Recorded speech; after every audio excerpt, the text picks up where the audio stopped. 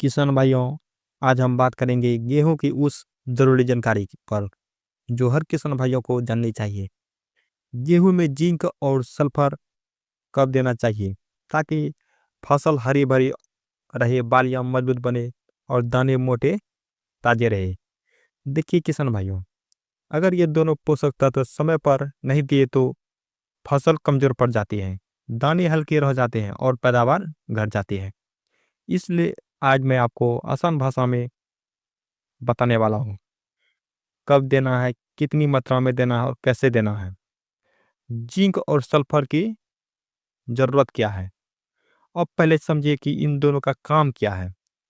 Zinc पौधे की जड़ को मजबूत करता है किसान भाइयों, पत्तियों को गहरा हरा बनाता है और दाने भरने में सबसे बड़ी भूमिका निभाता है। अगर खेत में जिंक की कमी हो जाए तो पत्तियां पीली पड़ जाती हैं, पौधे धीरे धीरे बढ़ता है और कभी कभी फसल में नई कोपले बनना भी बंद हो जाता है।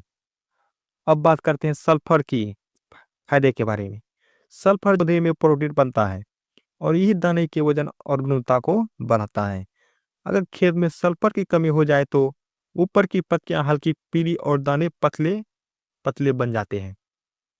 यानी किसान भाइयों, अगर आप चाहते हैं कि गेहूं की बालियां भारी और दाने मजबूत हो तो जिंक और सल्फर दोनों का ही होना जरूरी।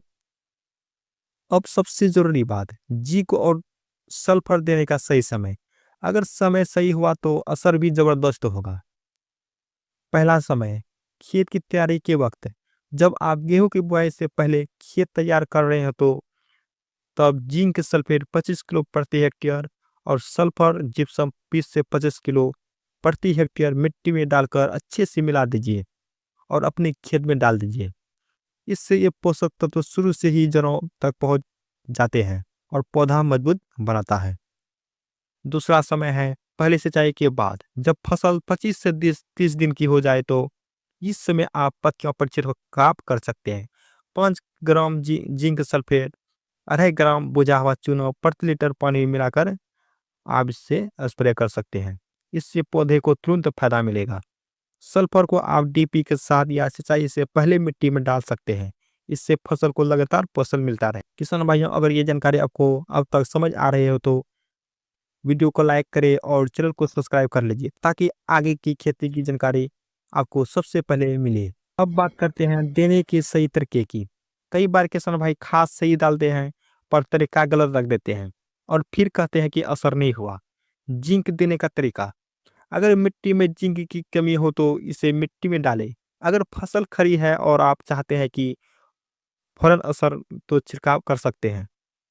ध्यान रखिए किसान भाइयों, छिड़काव सुबह या शाम को ही करें क्योंकि तेज धूप में पत्तियां जल सकती हैं।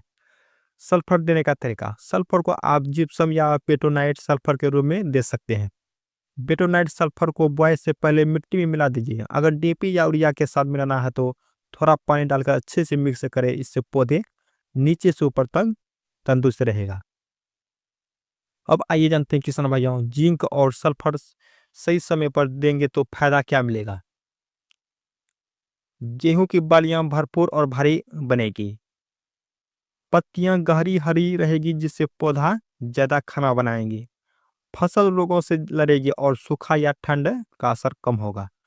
पैदावार 15 से 20% तक बढ़ जाएगी और सबसे बड़ा फायदा, दाने का वजन और गुणवत्ता दोनों बढ़ जाएंगे। यानी भाइयों, थोड़ी सी समझदारी और सही समय पर पोषण मतलब मुनाफा दोगुना। तो किसान भाइयों, अब आप जान गए हैं कि गेहूं में जिंक और सल्फर कब और कैसे देना चाहिए। सही समय पर सही पोषण मतलब फसल तगड़ी और खेत हरा भरा। अगर जानकारी पसंद आई हो तो वीडियो को लाइक करें, चैनल को सब्सक्राइब करें और नीचे कमेंट में बताइए कि आप अपने खेत में कौन सा जिंक या सल्फर इस्तेमाल करते हैं। फिर मिलते हैं अगली वीडियो में।